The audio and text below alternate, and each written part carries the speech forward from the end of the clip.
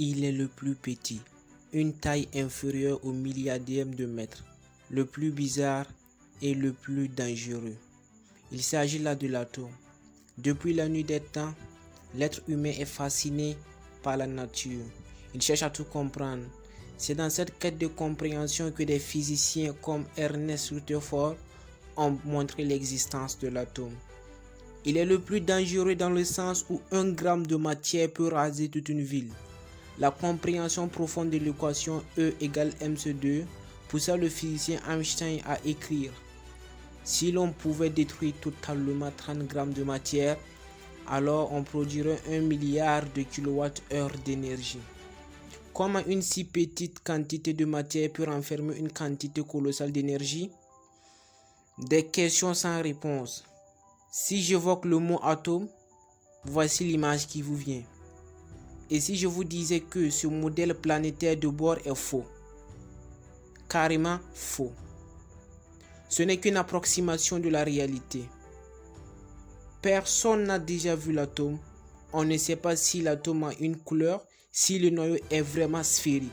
Bref, on ne sait absolument rien. Il est le plus bizarre, oui, car les électrons ne sont pas des billes ponctuelles. Ils ne sont pas ce qu'on vous a enseigné au collège. Un électron est beaucoup plus compliqué. Il est partout à la fois.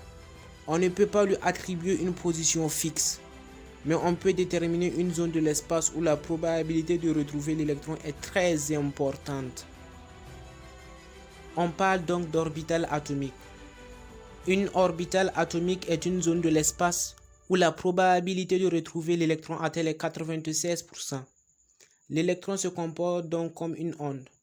L'électron est à la fois une onde et une particule. Excusez-moi si ça vous paraît bizarre, mais nous ne pouvons pas ignorer les conclusions des expériences. On parle de dualité onde-corpuscule. En effet, pour décrire ces phénomènes quantiques, on utilise des équations aussi bizarres que ces phénomènes. Vous avez certes peut-être déjà entendu parler de Schrödinger pour son équation. L'équation de Schrödinger qui permet de déterminer les orbitales dont je vous parle. Le principe d'incertitude de Heisenberg qui dit que nous ne pouvons pas déterminer la vitesse d'une particule quantique et en même temps déterminer sa position. Bref, nous allons nous limiter ici pour ne pas vous craquer les neurones. Nous essaierons dans les vidéos à venir d'être plus clairs sur les bases de la mécanique quantique. Mais retenez au moins une chose.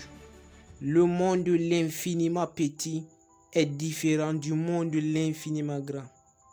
Mais retenez au moins une chose. Le monde de l'infiniment petit est différent du monde de l'infiniment grand.